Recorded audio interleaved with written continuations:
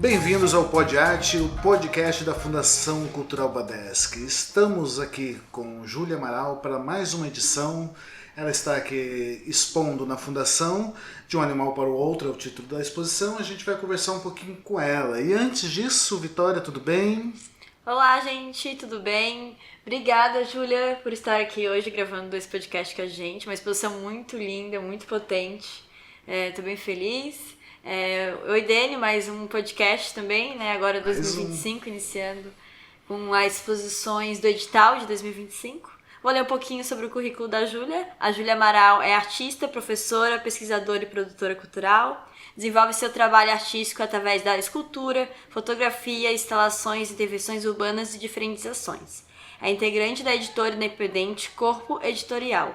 Doutora em Artes Visuais pelo programa do PPGAV, UDESC. Foi professora substituta de escultura nos cursos de bacharelado e licenciatura em Artes Visuais na UDESC durante 4 anos. Trabalha como professora de cerâmica e com orientação de processos artísticos.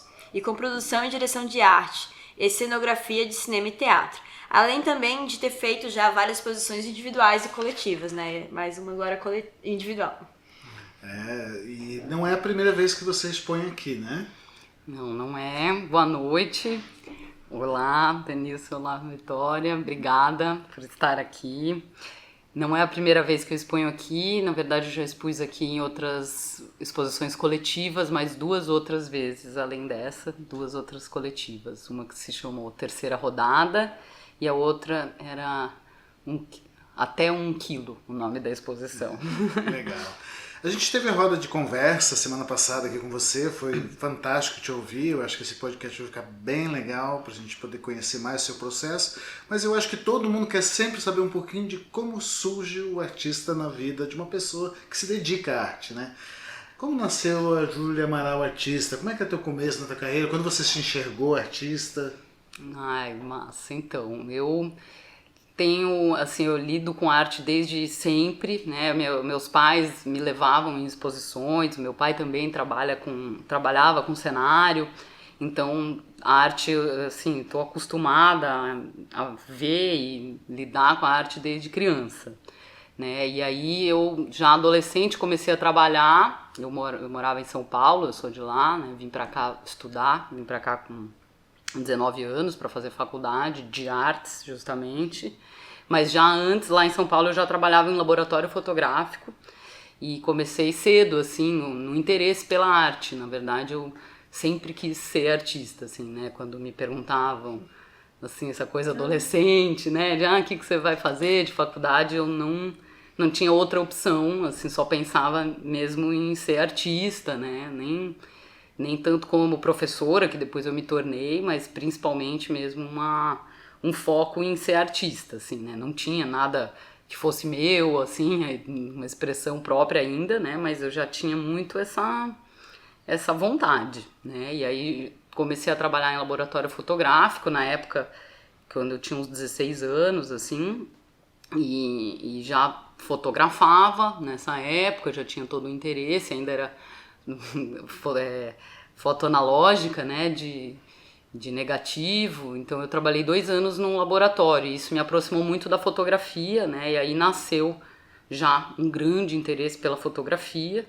E aí eu vim para Florianópolis e entrei, na verdade eu fiz 1 ano de faculdade de artes lá em São Paulo ainda, na FAAP, e aí vim para cá por razões 1000 da vida e entrei na UDESC aqui, né, e aí eu fiz faculdade, bacharelado, né, de artes visuais, na época chamava artes plásticas, e eu fiz um bacharelado muito legal ali na UDESC, 25 anos atrás, que eles chamavam de, como é que era vestibular vocacionado, e aí era um bacharelado totalmente direcionado, assim, né, diferente do currículo atual.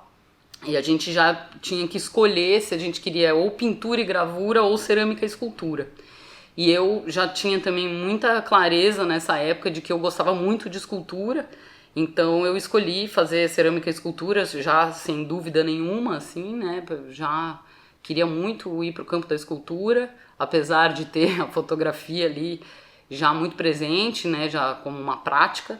Mas aí eu, assim, me senti foi muito feliz para mim ter feito essa graduação bem específica, né? Porque a gente se aprofundava bastante nessas técnicas de cerâmica e de escultura, né? Então eu me sinto muito privilegiada de ter tido essa formação, né? Principalmente na graduação, porque assim, a gente tinha 3 anos e meio, o curso eram 4 anos e 3 anos e meio de disciplina de cerâmica, por exemplo, né? Então a gente podia se aprofundar muito na técnica, né? E eu sou uma pessoa muito da técnica, assim, do fazer, né? Então, para mim foi muito importante essa graduação, assim, né? E aí, desde a graduação, eu já trabalhava em oficinas de cerâmica, em ateliês, né, de outras pessoas. Eu era estagiária em ateliês de cerâmica. Eu fui também bolsista de cerâmica, voluntária como monitora na UDESC, né? E aí sempre trabalhei no campo das artes, assim, né? Nunca saí desse campo, né? Aí depois que me formei, eu trabalhei como professora, trabalhei no Museu Vitor Meirelles também, num programa muito legal que tinha lá na época que se chamava Agenda Cultural, que trazia pessoas de fora, trazia gente daqui, palestras, era a agenda cultural ali do museu, né? Eu trabalhei um tempo ali no Museu Vitor Meirelles, foi uma experiência muito incrível também, assim, um museu muito sério, uma instituição muito bacana, assim como a Fundação Wadesky, que também é uma instituição muito séria e incrível também, assim, é muito bom que existam essas instituições de arte na nossa cidade, né? Que não são muitas. E aí depois de um tempo eu comecei a trabalhar como cenógrafa, né? Entrei num campo aí do teatro e do cinema. Na verdade, o teatro sempre esteve também presente, eu nem falo tanto disso, mas isso me compõe também, que eu fui durante muitos anos, durante 10 anos, eu fui integrante do Erro Grupo de Teatro, que é um grupo de teatro de rua. Não sei se vocês já ouviram falar, né, desse grupo, o Grupo Erro. Eu fundei o Grupo Erro junto com eles, né, com o resto do grupo, e durante 11 anos eu fui do grupo, e lá também me aproximei da ideia da direção de arte, né. Então, como meu pai era cenógrafo e diretor de arte, de cinema no caso, né, e meu pai morava aqui em Florianópolis na época, agora já não mora mais aqui, mas na época eu comecei a trabalhar com ele num longa-metragem. Meu primeiro filme foi já um longa-metragem que se chamou Antropóloga, né, do Zeca Pires, direção do Zeca Pires. E aí eu me incursei também nesse campo do cinema, né, aí trabalhando como cenógrafa. Eu fui a cenógrafa desse longa. E depois daí comecei a conhecer o pessoal da Unisul. Na época nem tinha curso de cinema na UFSC ainda, né? Tinha só na Unisul. E aí eu conheci o pessoal da minha geração ali, que tinha se formado na Unisul. E aí tinha bastante os editais de cinema aqui na época, né? Isso faz 15 anos, assim, né? E aí tinha bastante edital de curtas, de cinema, então eu comecei a trabalhar como diretora de arte de vários curtas, né? Então também tive toda uma experiência muito legal, diferente, assim, né? Que não é o artista com seu trabalho plástico, assim, então poética, pessoal, assim, né? Mas eu gostava muito também desse fazer, assim, e dentro do Erro Grupo também eu era diretora de arte, né, e também performer, porque ali era uma coisa só, assim, né, a encenação, a performance, era uma grande ação, assim, na rua sempre, né, então eu pensava também muito a rua já como um ambiente da arte, assim, né, do acontecimento da arte, assim, né, então isso também já tinha a ver com o meu próprio processo que eu já desenvolvia de intervenções urbanas. Eu desde nova fiz esculturas, que aí eu fazia intervenções urbanas com as esculturas, fazia fotografia dessas intervenções, expunha essas fotografias, né? Então, já desde sempre eu também pensava muito o ambiente da rua, né? Como um ambiente também para ser vivida a arte, né? Assim, já desde muito nova eu tinha uma ideia de saída assim, somente do museu, né? E da instituição que tem o nome da arte, né? Para também levar a arte para a rua e ter essa troca, né, na rua. Então o Erro Grupo também tinha isso, por isso também me encontrei com eles, né, e aí a gente atuou durante muitos anos, né, e aí eu fazia performance e pensava as direções de arte das peças, junto com a Luana, que é uma das integrantes do grupo também, né. E aí depois comecei a trabalhar como professora de artes, há um bom tempo também trabalhei com ensino fundamental, ensino médio, e apesar da minha formação ser bacharel, né, nunca fiz licenciatura, aí fiz um mestrado na UDESC, depois entrei como professora de escultura na UDESC, como substituta, né, dei 4 anos de aula lá, e aí nesse tempo entrei no doutorado, e aí terminei o doutorado lá na UDESC também, né, então tenho uma formação aí de graduação, mestrado, doutorado, e desse tempo todo fazendo exposições, né, sempre sendo artista, assim. Legal. E aqui na Fundação, né, você participou então do Edital 2025, você foi uma das que foi unânime entre os jurados, né, para trazer essa exposição. Legal. Está muito bem construída, eu acho que De um Animal para o Outro traz uma visão muito interessante sobre o seu olhar pelo mundo, né, para o mundo, e como você traz o seu dia a dia para dentro da tua produção. Queria que tu falasse um pouco mais do seu processo, um pouco mais da tua exposição. Tá, joia.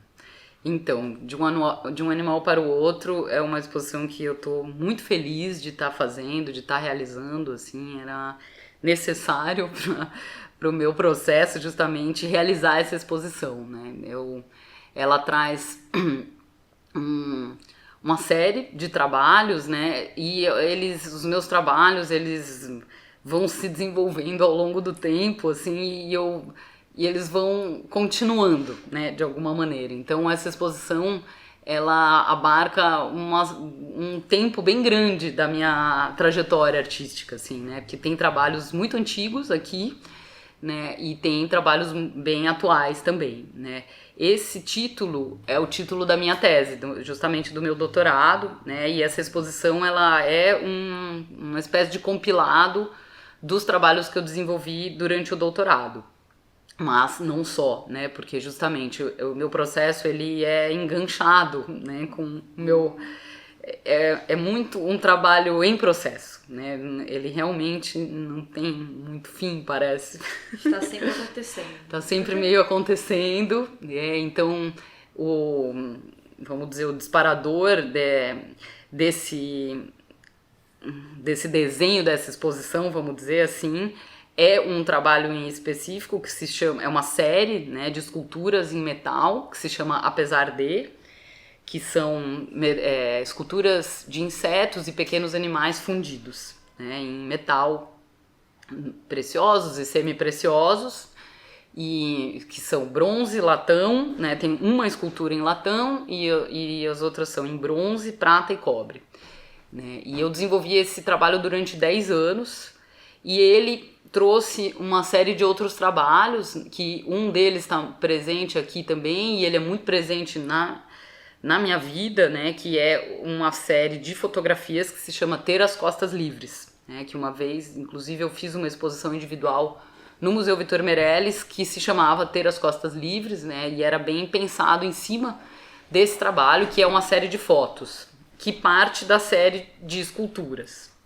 E esses trabalhos são, vamos dizer, o disparador dos outros trabalhos, assim, né, eles são um pontapé inicial, vamos dizer, mas que continuam em processo, né? Então, eu, quando comecei a fazer a série de animais e insetos, pequenos animais, né? Porque, na verdade, não são só insetos, são mini animais, assim, né? E também tem cogumelos nessa série, né? Que são juntos, assim, né?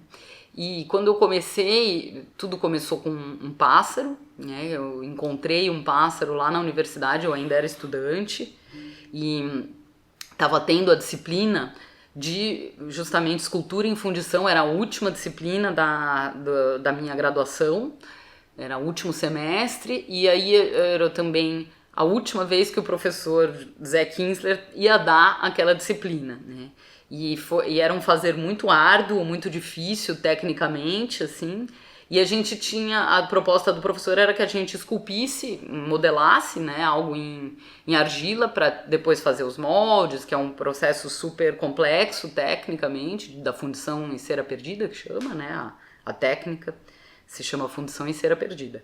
E aí eu encasquetei que eu queria então fundir uma pena. Na época, né, eu tava com essa ideia conceitual de algo pesado, né, algo leve que eu queria tornar pesado.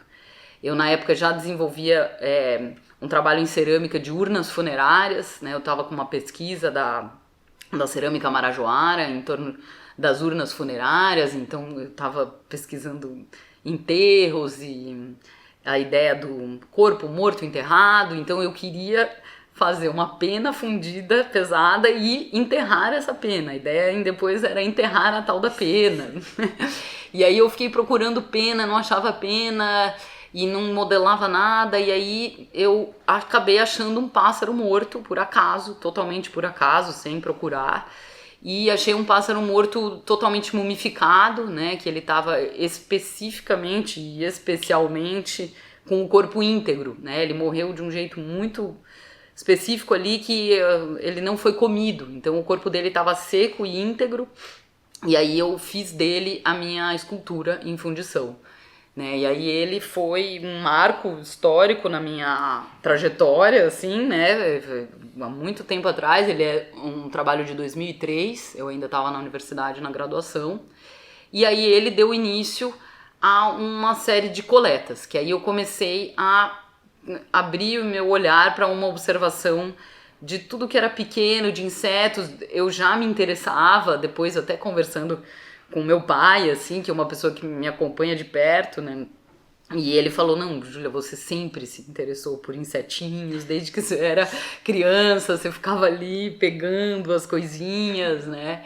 Pedrinhas, insetinhos, e eu trago a pedra e o inseto até hoje comigo, ao meu lado, ao meu frente, trás, todas as direções, né?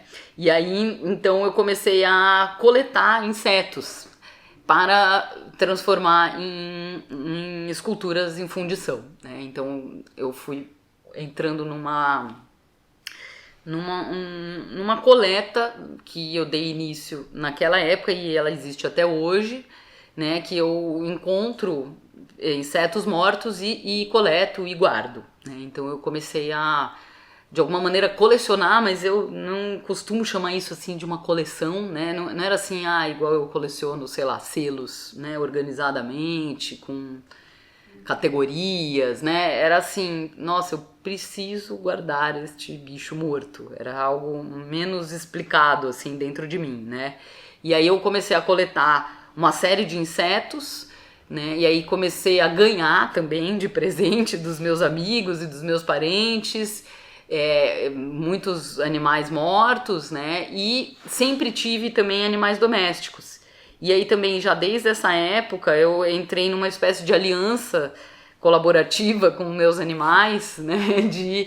De também observar as caças deles, fotografar quando os meus cachorros ou gatos caçavam, né? Aí também, por exemplo, meus amigos, meu gato caçou esse lagartinho, me davam um lagartinho morto, a caça de um outro bicho, eu também comecei a ganhar e a guardar, e aí a fotografar, né? Então, imediatamente eu comecei também uma série de fotografias desses animais que iam virar esculturas fundidas, né? É importante também dizer que essas esculturas, elas são todas únicas, então o processo de cera perdida, ele necessariamente perde o molde, né? E como eu uso o próprio corpo para moldar, para fazer o molde, né? eu de alguma maneira eu eliminei uma etapa dessa técnica, que é uma técnica complexa, comecei a fundir direto dos corpos, mas as pessoas me perguntam, o corpo daquele inseto tá lá dentro daquela escultura? E não, o corpo não está mais lá dentro, né? Ele foi queimado durante o processo, ele vira cinzas, e não é assim, vamos dizer, um banho de prata numa aranha, não é isso, né? É uma aranha maciça de prata, no caso ali, de bronze, o que seja, né? Elas são peças maciças e únicas, porque a gente perde o molde. Então, cada um desses seres, eu crio uma relação, né, com cada um desses seres, e uma relação de afetividade, de alguma maneira, assim, mas não é que eu me apegue, né, não é também dizer isso, né, mas eu crio um interesse muito grande por eles, né. E aí, então, dentro desse interesse, eu senti a necessidade de fotografá-los. E porque aqueles corpos eram muito interessantes para mim, né? Então eu comecei uma série de fotografias, que é essa série que se chama Ter as Costas Livres, né? Que tem mais de 300 fotografias hoje em dia.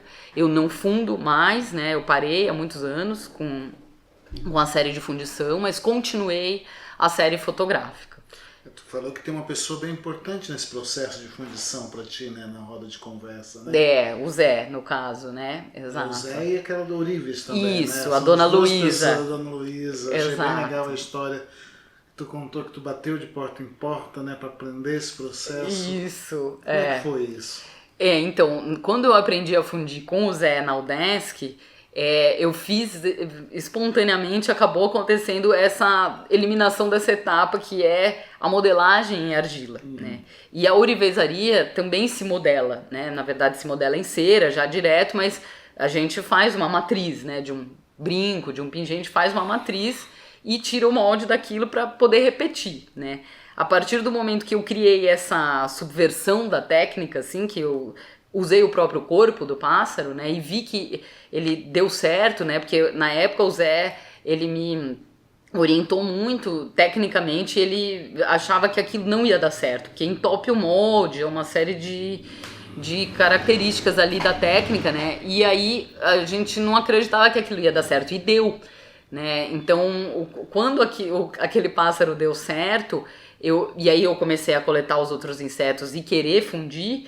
Eu já não estudava mais na UDESC, e aí eu queria achar alguém que tivesse o equipamento, porque eu não tinha, e é um equipamento super caro, né? Era inviável ter aquilo ali pra mim, né? Então eu comecei a bater de porta em porta nos ourives da cidade, né? Eu fui ali na como é que chama a galeria ali? Esqueci o nome. Eduardo Dias. Eduardo Dias, isso mesmo, ali, que é um prédio inteiro cheio de ourives, né? E aí eu levei o pássaro ali no meu bolso, na minha mão, para mostrar para eles que eu queria fundir um besouro e que aquele pássaro tinha dado certo, né? Porque todo mundo, não, isso aqui não se faz, a gente tem que tirar o molde do besouro. Só que nessa de tirar o molde do besouro, a gente primeiro perde detalhes.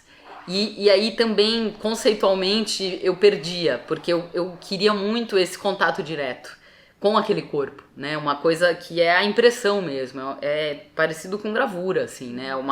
É uma impressão de um corpo, né? E aquela espinhinho que tem na pata, não teria o espinhinho da pata de uma armadeira se não fosse esse contato direto com o molde final.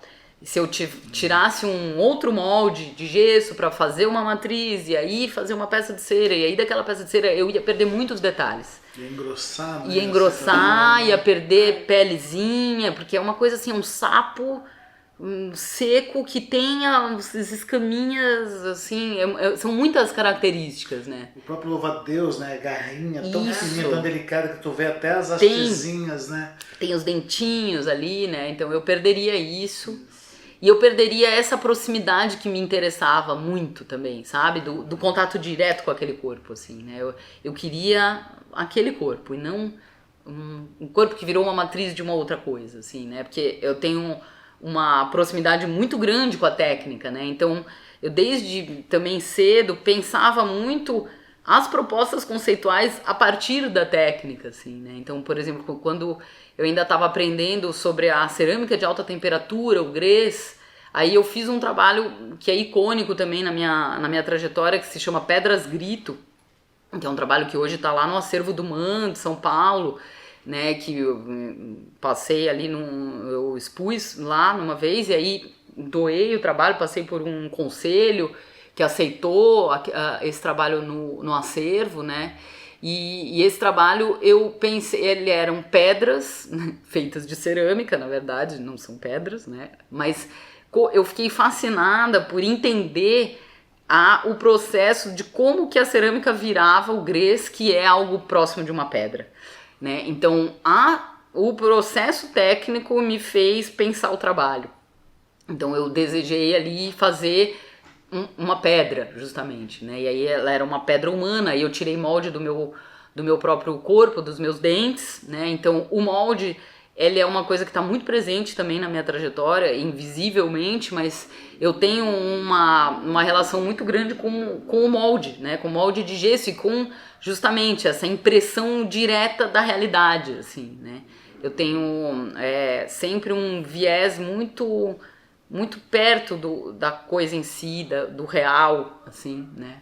Da coisa em si, né? Então eu tirei o molde dos meus próprios dentes e imprimi nessa pedra, né? Então a técnica, ela me chama pro conceito do trabalho, pro pensamento do trabalho. É um pensamento cíclico, assim, né? Eu já não sei quem veio antes, assim, né? Se é a técnica ou se é a ideia do trabalho, né? É uma coisa muito misturada. Então eu precisava muito desse contato direto, assim, no caso, né? Desse trabalho. E o conceito permeia por mais técnicas, né? A fotografia, o desenho, né? Exato. Vai permear por outros caminhos, né? Mas o conceito está presente em todos eles. Exato. E eu crio um grande diálogo, assim, né? Desses conceitos e dessas linguagens, assim. Eu sempre transitei muito entre as linguagens artísticas, assim, né? E nunca hierarquizando muito elas, assim, né? Então, eu até dava aula ali na UDESC de escultura e eu trazia muito a fotografia como escultura, o vídeo como escultura, né? É uma ideia mais ampliada das linguagens, assim, né? No sentido a escultura enquanto forma, né? E aí a forma, ela pode vir de muitas maneiras, né? Então, nossa conversa aqui, ela tá dando forma a alguma coisa, né? Então, eu posso pensar uma ideia escultórica diante de um podcast, por exemplo, a própria ideia sabe? como forma também, né? Exato, a ideia como forma, exatamente, né? Então, tudo é muito misturado dentro do meu processo, assim, né? Sim. E aí eu comecei também a coletar crânios e a colecionar crânios, e é um trabalho que está presente aqui na exposição, que é um trabalho bem mais recente, que é de fotografia, né? Uma série, no caso aqui tá com 7 fotos grandes de crânios vistos de frente também, né? Então eu entrei muito numa pesquisa dessa ideia do animal, né? E de já também desde muito tempo me acompanha um incômodo dessa separação do humano e do animal, da cultura e da natureza como coisas diferentes e como coisas quase opostas, vamos dizer, né? A natureza é algo dado e a cultura é algo construído, né? E aí no doutorado eu me aprofundei muito nesse problema, enquanto um problema mesmo, né? E o meu trabalho desde sempre, eu percebo que ele vai numa via de dissolução dessas ideias como coisas separadas, né? Então, eu sempre me senti muito próxima aos animais, né?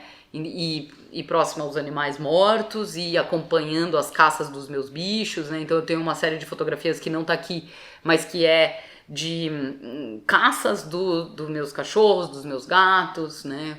Então, eu sempre observei muito a vida deles, a atenção que eles dão, né? E aí isso foi compondo meu processo artístico, assim, né? Então, quando eu elaboro a ideia de um animal para o outro, né? Eu tô me colocando ao lado, né? Desses animais, de alguma maneira, assim, né? Nessa tentativa de de dissolução dessas fronteiras e de dissolução da ideia do humano como um ser excepcional e superior, justamente, né?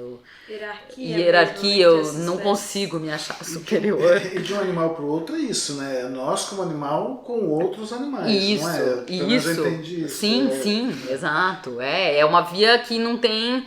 É isso, é do animal, eu como animal, para o outro animal, o animal como também em diálogo comigo, ou entre né? Eles. Ou entre eles, exatamente, Vitória. Também isso, e também a observação disso, né? A atenção dada a isso, né? Como que você coloca nessa observação, assim? Porque eu também tenho bichinho de estimação.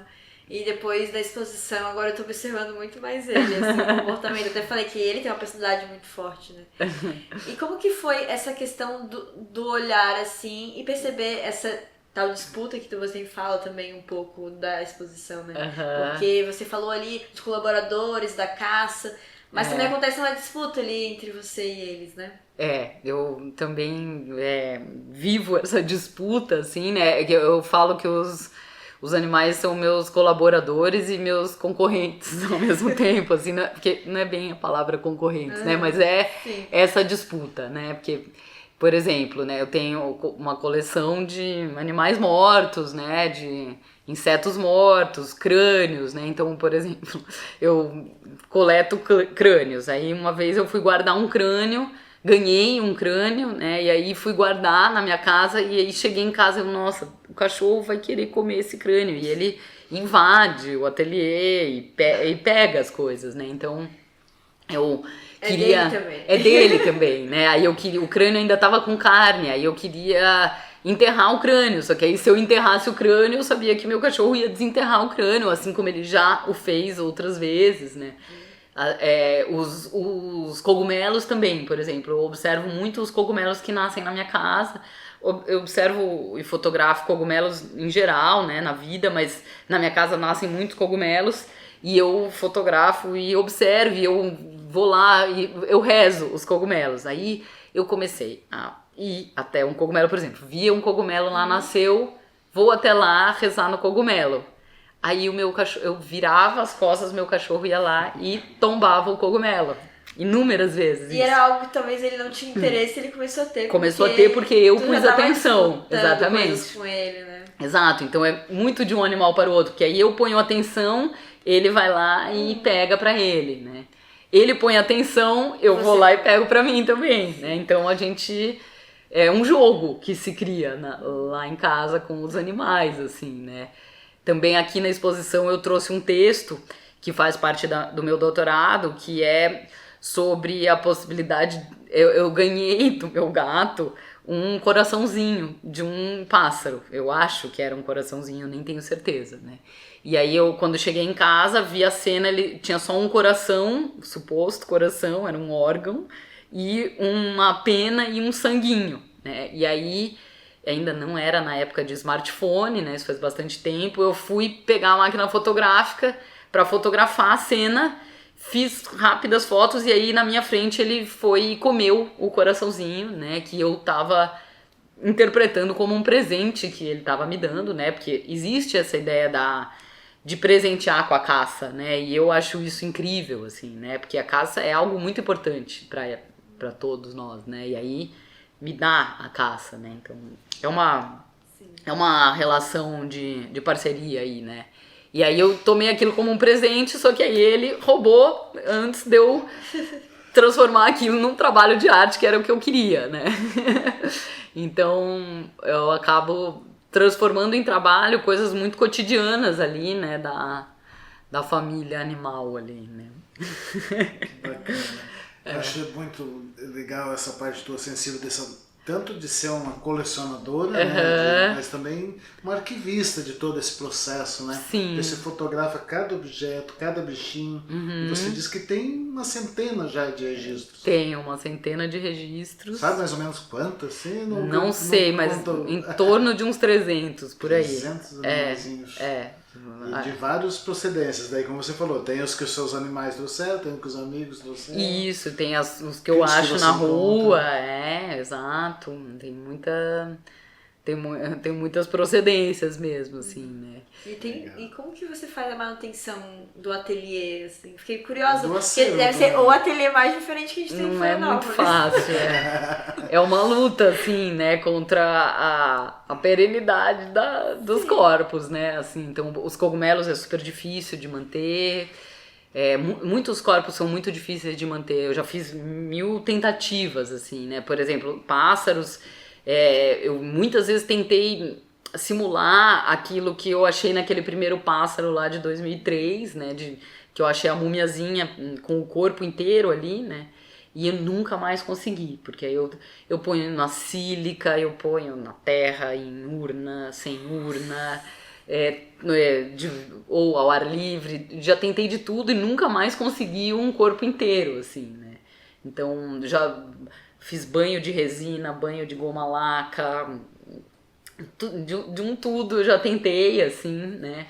Mas atualmente eu tenho deixado rolar, assim, e aí eles vão se desfazendo, e aí eu perco, fotografo esses processos também, né? Assim, tenho restos, assim, atualmente eu tenho expostos restos, assim, né? Uma poeira de um ex-cogumelo, assim, que é um farelo, que não é nem nada, não tem mais forma, né? Eu participei de uma exposição agora no final do ano ali no Maier Filho, era Tentacular o nome da exposição. E aí eu pus uns restos de uns ossos que um amigo meu me deu de um roedor queimado, né? E aí ele encontrou um roedorzinho, os restos de um roedor queimado, né? E aí ele me trouxe cacos de ossos, assim, né? E tinha os dentinhos, dava pra ver que era um roedor. Era um crânio amassado, assim, nem tinha o crânio inteiro, e os ossinhos, o osso quando queima, ele se esfarela, né? Eu também já queimei muitos ossos, né? E aí ele se esfarela, então é um fim de forma ali também, né? Que aí eu expus numa vitrine uns restos de ossos de um roedor queimado, né? Também aqui eu tô expondo uns restos de um bico de um tucano também, né? Que é um encontro ali de um fim do corpo ali também, né? Tinha um pouco das penas e o bico, somente, né? Que eu também ganhei de um amigo, né? Então também trago ele como uma escultura, né? Que ele também se presta para foto, ele já foi fotografia, ele é escultura, né? É um objeto, enfim, todas essas linguagens. Legal. Júlia, a gente poderia ficar mais tempo ouvindo você, é muito curioso todo esse teu processo. Legal. É muito seu, é muito único também, né? Eu acho que é fantástico. E Vitória, quer mais alguma contribuição? Como é que foi pra você? Acho que é isso, como eu falei no começo, é uma exposição muito potente e eu vejo como atravessa o seu processo artístico junto com a vida da artista, né? Uhum. É muito bonito quando a gente vê essa sensibilidade mesmo desse olhar, né? Com essa, e pensar também essa coexistência, né? De como a gente faz uma hierarquia dessas espécies, de como a gente também pode repensar esses encontros, né? Exato. Para quem está ouvindo, né, a exposição fica até 22 de maio, e também depois vai para o nosso acervo virtual no site, né, que o pessoal pode conferir as fotos, as imagens. Quem ficou curioso aí para ver os bichos e as esculturas da Júlia Amaral, poderá ali conferir também no nosso site, né? Espero que a gente tenha mais oportunidades de conversar contigo, de ouvir mais você, de conhecer mais o seu trabalho. Fiquei muito curioso por conhecer teu ateliê.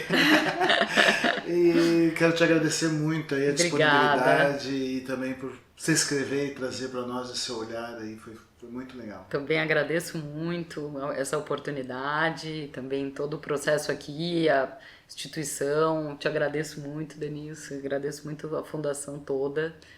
Foi muito rico esse processo de expor aqui também. Muito obrigada. Nosso agradecimento é seu. Muito obrigado, pessoal que está ouvindo. Daqui a uns dias tem mais um. Confiram os outros podcasts do nosso Spotify, nosso YouTube. Até mais.